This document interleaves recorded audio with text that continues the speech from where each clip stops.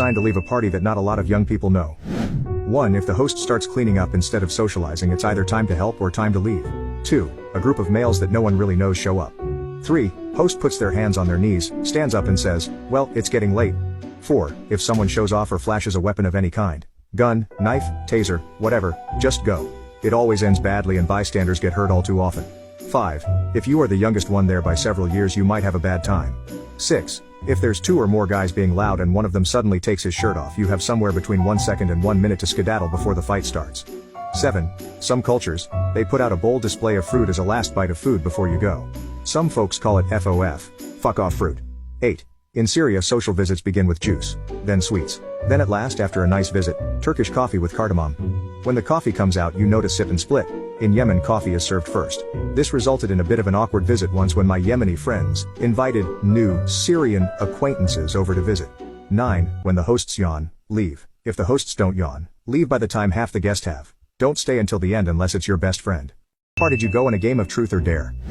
1. As a kid, my cousin always beat the shit out of me and was a terror.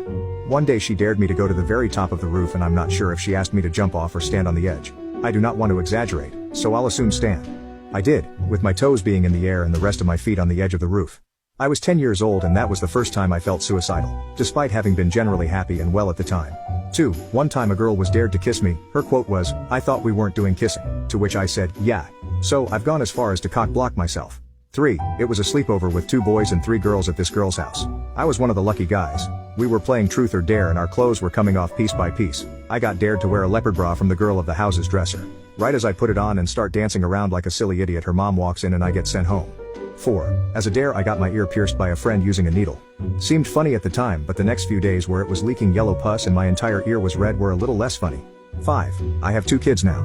6. I was sitting with my girlfriend next to me and received the dare, "Kiss the person next to you." I made eye contact with her, smiled, and leaned in.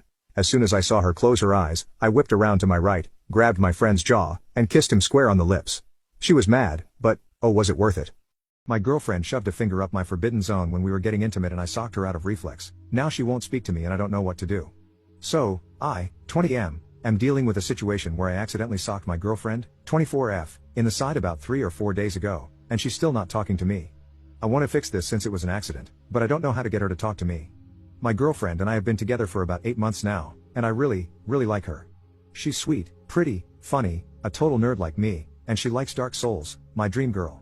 She's also a little bit older, which I'm into. She's kind of weird too, but in a fun, quirky way. She's an amazing partner and is very supportive of the stupid things I do and like. I say this so no one gets the wrong idea about her. My girlfriend likes to experiment a lot and has a super open mind. She's always telling me about something mid to super weird or underground that I've never heard of that she wants to try. It can be anything: food, positions, hobbies, clothes, or whatever. Around last week, she mentioned some bedroom things involving a more dominant vibe. I was cool with this part, but then she brought up the specifics of what she wanted to try.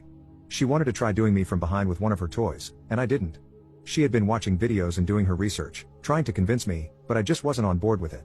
Usually, I try everything else with little to no resistance, but I'm just not comfortable with this one.